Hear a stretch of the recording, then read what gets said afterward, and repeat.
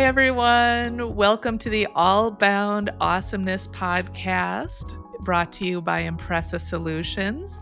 I am your host, Julie Ewald.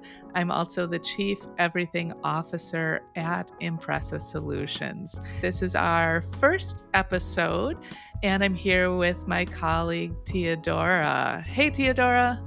Hey, Julie, and hello, everyone who's listening. So, thank you so much for being our first guest. Really appreciate you being here. So, for those of you who don't know Teodora, Teodora enjoys good stories. She's a content marketer and strategist, writer, expat, and daydreamer with a passion for language learning. Teodora helps businesses across many industries reach and connect to their audiences in genuine and meaningful ways by getting clients to think outside the box to reach their goals. Teodora is also an avid tweeter. So if you want to connect with Teodora after the podcast, you can find her at Emma Pirciu. You can also get her contact information in the show notes. So again, Teodora, thank you so much for being here. You ready to get started? Thank you. I am. Let's do this. So, thank you so much for being here. This is our first episode, so this might be a little messy, but thankfully, Teodora is a true professional and an expert, so she'll be carrying us today. Um, No pressure. so, yeah, no pressure at all. So, I guess we'll start off. I know I did the official intro, but is there anything you want to add about yourself? I don't know. Probably just that, I live on Twitter. So if at any time someone wonders what I'm doing when I'm not doing marketing, I'm tweeting. So that's it. Good to know. So definitely follow Teodora on Twitter.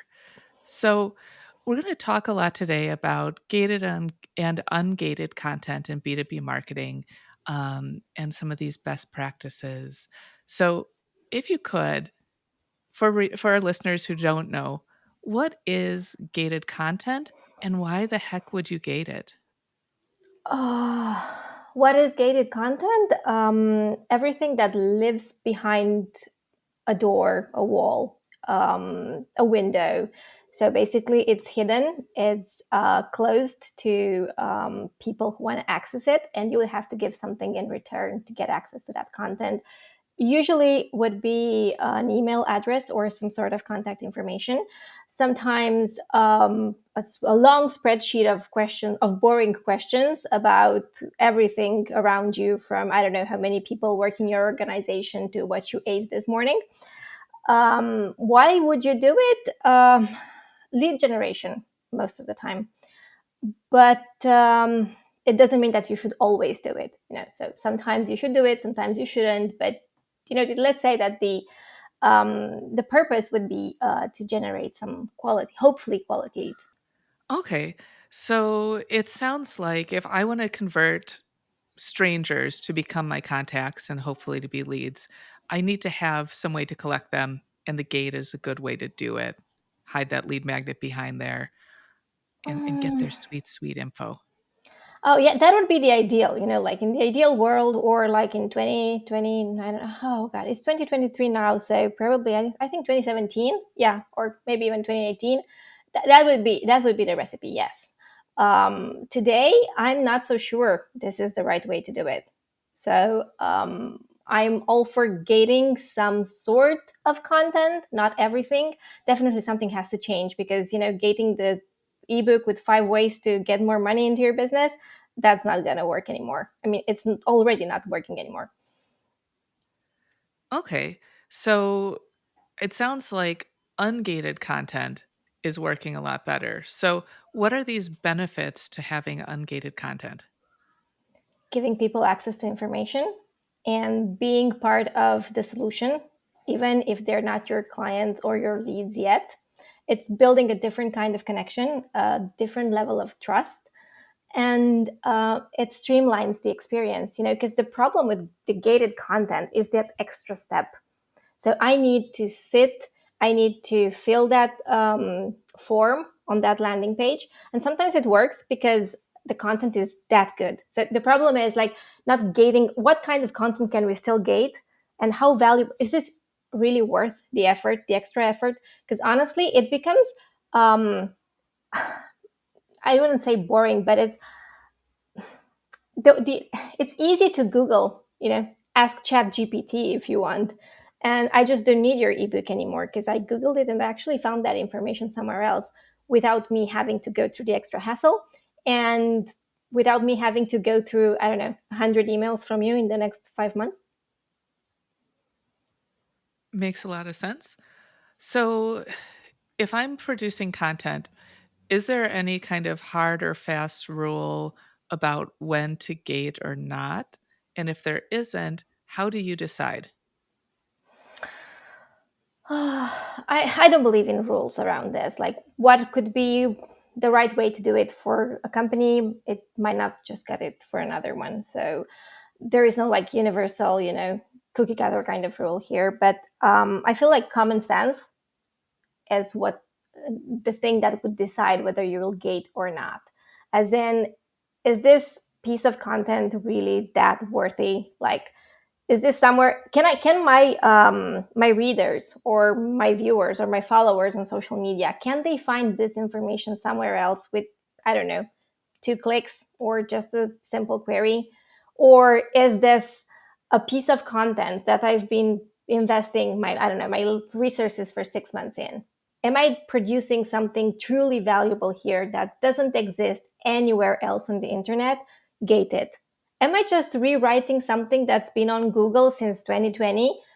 Keep that. Like, give it anyways. Write that. It's important to find the information in one place instead of, I don't know, going through 20 Google searches. It's important to have that information in the right form, but it doesn't need to be gated at this point. Because my email address as a lead, especially in B2B, right? When good email addresses are so worthy, is not worth those 20 clicks or those 20 queries that I would do on Google to get information. No, that makes a lot of sense. It's hard because as a marketer, getting that data, getting that information is so valuable. But as someone who makes B2B purchase decisions on the regular, it's really hard to give up that email address for something that, as you said, that I could just Google and get easily, or that is almost on the verge of being common sense. Why would I do that? So, is there any piece of content or certain instances where you're like, do not gate that, no way ever, even if it is something that's more current or something that is new? Again, so it's not a universal thing. So for some companies might make sense. What I try not to do or suggest to clients to do is gate case studies. Like, that's information about your brand. That's something that would close a sale. Why would you gate something like that? It's your opportunity to show, not tell, how great you are. Why would you ask people to pay in any form to see how great you are? That should be information that lives freely on the internet for anyone to access as easily as possible. So that would be my answer. Like, I'm not saying that no one should do it. Again, everything it depends in marketing. Everything it starts with it depends, but case studies, like, I don't know, 9.9 out of 10 should be easy to access. I'm with you there. There's As you're going through the buyer's journey and you're going through your sales process, you don't want to create friction at certain points. And when someone is so close to giving you money that they want to understand how these engagements went with other clients or other customers, I don't want to throw up another barrier to them getting that information. Because if my competitor is freely giving these case studies, why would I jump through extra hoops when I can just learn more about this friendly, accessible competitor? Um, I feel the same way also with some very top of the funnel content, um, just because a lot of that is that not revolutionary kind of stuff. You're able to solve problems really quickly, build a lot of value, generate a lot of rapport. So just let them in, let them have it. Um, if you are gating, though, I picture a lot of times, the gate, and I think most of our clients do too, picture just a landing page. Are there other ways to gate content? Oh, yes, there are. So, and it's I think that every day, or maybe not every day, this is an exaggeration, but new ways of delivering content and collecting email addresses are implemented, and they're ideated every day. So you can just share a Google link with someone, right? And to access that doc, they would have to give you an email address. And there's actually a tool, there's a software for that enables file sharing through even through HubSpot, if I remember correctly. So you would just give them the Google link, and they would have to give their email address. That email address goes directly into your CRM, and it's also easy. So there is no landing page. I'm just sending you this Google Doc, this link to the Google Doc, and bam, you have an email address. You can do that through LinkedIn ads. You can do that directly in the ad, right? Give you you don't even have to give the email address, because LinkedIn will do that for you. So there are multiple ways to reduce friction, as you said, and make this process as easy as possible. Because again, the lead is giving you something super important, a valid email address where they can be connected with you, where you can contact them and send them messages. So they're already giving so much. So, as we're thinking about gating content and the various ways you can gate content, I know I have opinions on this about what makes a good or a bad gate, what, best practices there are around gating content. I'm wondering if you can share some of yours. Bad gates. Oh, the never ending four, that's always a no for me. And I'm going through it anyway, because I'm a writer, I'm not a quitter. So I download tons of and this is probably something that I shouldn't say, but I'm saying it anyway. I'm a writer, I need resources, so I will download things. Sometimes I don't have the opportunity to say, hey, I'm sorry, I'm a writer, I need this piece of content, please don't contact me. They contact me anyway. So I'm going through all this hassle and tell them my country, my phone number, my email address, a secondary email address sometimes. I don't even remember how many employees. When was the last time when I bought something? When was the last time I don't know, researched about? I'm a writer. I don't have that information. I am patient, and I really need that information. So I'm doing my best to get it. But I'm trying to think, like, what kind of person would go through all that to download that resource? And that's, for me, is a no. When I see a never ending form, that's a no.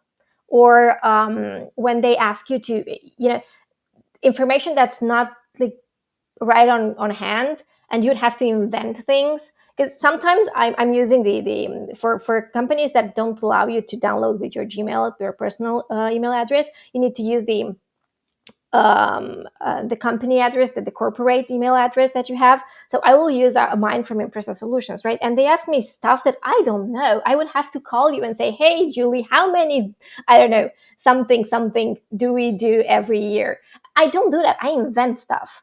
So I basically, so it doesn't make sense. Most people won't go through and won't answer accurately to these questions anyways. Yeah, I'm very much on the same page. When I see these forums that are asking for all kinds of information, sometimes getting a little personal with it, it really is a big turnoff. And I'm just like, I don't need this ebook or white paper that badly, because, again, while I get you want to get good data, it's just simply too much. And the information needs to be, I guess, evenly weighted for the value I'm going to be getting. And if I'm like, dude, this is a checklist, it might be a throwaway, it's gonna help me for all of 5 minutes. I'm not gonna tell you my life story. I'm not gonna tell you what our annual revenue is or what our turnover rate is or all sorts of other things. just to get something that's going to be a flash in the pan. So definitely asking for too much is bad gate territory for me too. So, one of the things that, as you know, we're starting in 2023, Impressa is kind of turning a new leaf. And instead of being all inbound, inbound, inbound all the time, um, we're starting to look at the idea of the all bound marketing methodology. So, this is kind of that, this unification of inbound and outbound marketing and sales techniques coming together to drive more results and not leave opportunities on the table. So, as we're talking about content and gated and ungated content, how does this fit into the idea of all bound? Uh, Again, it depends. But overall, I think it all goes back to making things easy for the person you want to get in touch with, and making information available. So again, this is not 2017 anymore. People have learned how to find information. If I can't find it on Google, I'll ask on Twitter. I'll call a friend. I'll DM on LinkedIn someone. I mean, we've been networking since 2020. We've been networking so much. We have most of the people within this, even like decision makers, they have a network, a strong network that has been consolidated since 2020. If the information is not available for me right away with a click or with a simple Google query, I know someone on Twitter, I know someone on LinkedIn. Uh, Everybody has begun to build a network of experts to talk to. So in this new all-bound approach, not gating content, let's say, speeds up a bit the connection building with leads. Of course, you can't give everything for free, and I think that the most difficult part in this new approach will be to convince clients to invest even more resources in producing that kind of content worth gating. And this will be the extra, right, when you actually take that, go the extra mile. So spending more time on research, doing original research, more original research, sharing your data in ways that of course don't compromise your integrity as a brand, and providing the value that people can get somewhere else. It's also a very difficult moment for content creators in B2B, but also in general, because we've seen the explosion of artificial intelligence and AI tools that write content. So it's going to be even harder to actually produce something that is worth reading and that people will read knowing that this is human touched product, human touched content. So you need to start talking more from your experience, sharing more from your backyard, probably, or working a lot more on having that original research in place. So this is where I see this a bit like as a bottleneck, because it's going to be a hard year anyway for everyone. So talking to clients about, hey, you need to invest a bit more resources in this. I'll see this like a bit harder, a challenge. But if we succeed to do that, then those will be successful campaigns. So, my final question that I have is about sales. I'm a huge advocate of leveraging content for sales enablement and using that marketing content to help accelerate the sales cycle. So, I guess my question is, what do you do with content that's used in the sales process?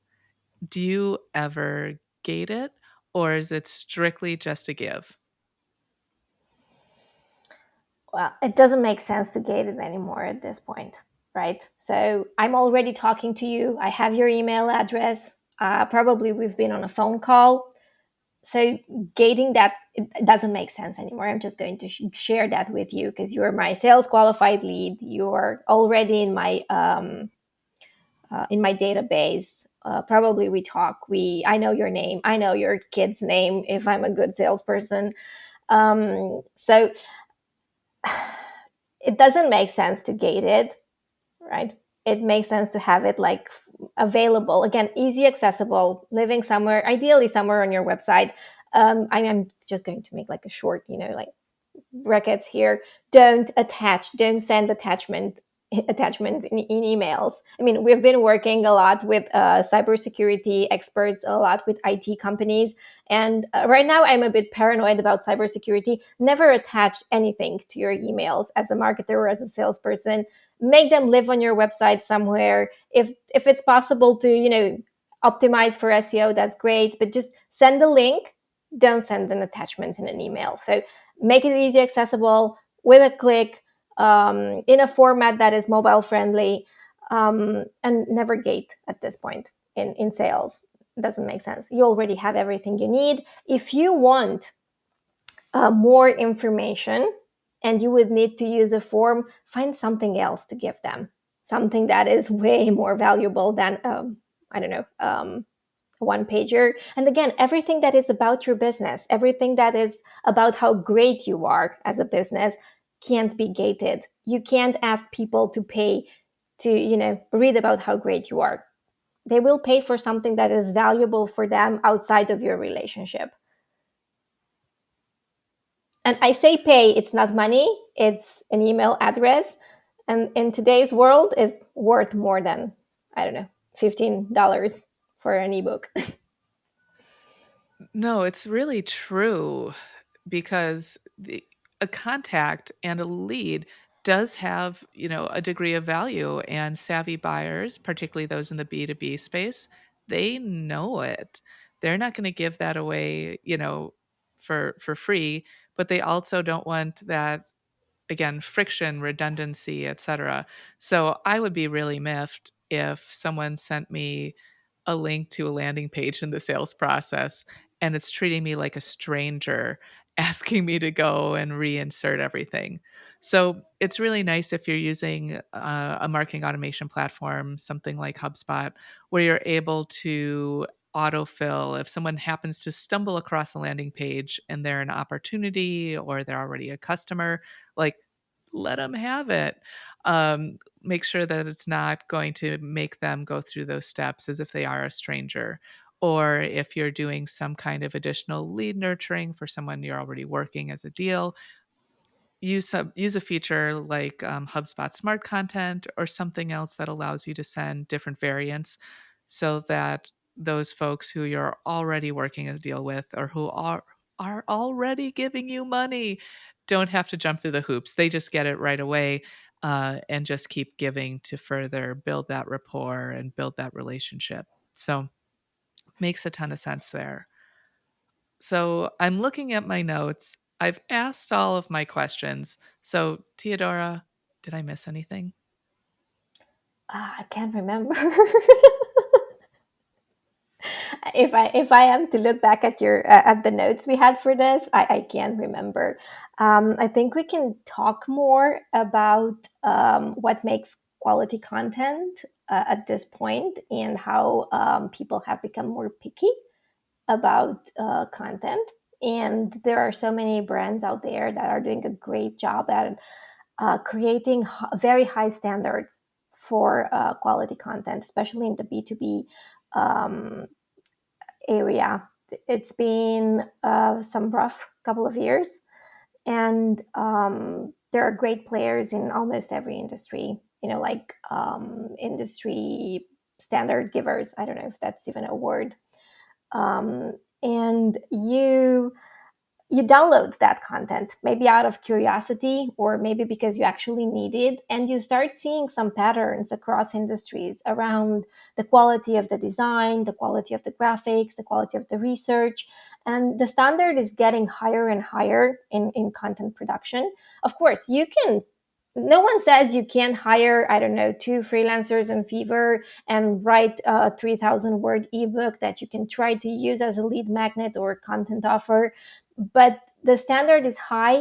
Most leads and potential buyers out there kind of get used to these high standard. And there's a huge gap between, those great content creators and whatever you can buy for a few $100. So instead of producing, I don't know, 4 content offers a year and trying to push those, focus on producing one piece of content, but make it perfect or close to perfect, because there's no such thing as perfect. So that would be my advice, to focus more on the quality of the content. And this is something that I know you're a huge advocate of, promoting that content. So it's not just enough to have a landing page and or an ebook, or I don't know, a report. You need to promote that. And I think this is something that I learned from Impressa Solutions actually, promoting the content until you get bored of doing it. It's so important. It really is. I mean, content promotion is needs to be integral to the content marketing efforts. A lot of folks still kind of have this "if you build it, they will come" attitude, which just isn't the case. Yeah, like maybe if you did like really SEO'd stuff out and your brand is really well known and your CEO is like a celebrity or something, yeah, people might show up. But for the vast majority of brands, what really needs to happen is you need to start with SEO first ideation and make sure that keywords are baked in. Your site or wherever you place your content needs to be optimized for search. Once the content comes out, organic and paid social, leveraging email marketing, using it in your cold outreach, etc. Like you need to get it out there. So for folks who are like, okay, well, this is my content budget, I'm just gonna use it to, churn out content offers. If there's not that money left to promote it, that was kind of a waste. There's not gonna be as many eyeballs on the content, and you're just not gonna get the same return on that investment. So, yeah, getting good content out there and then making sure you're telling people it's out there is pretty dang huge. Yeah, I don't remember what would be a good,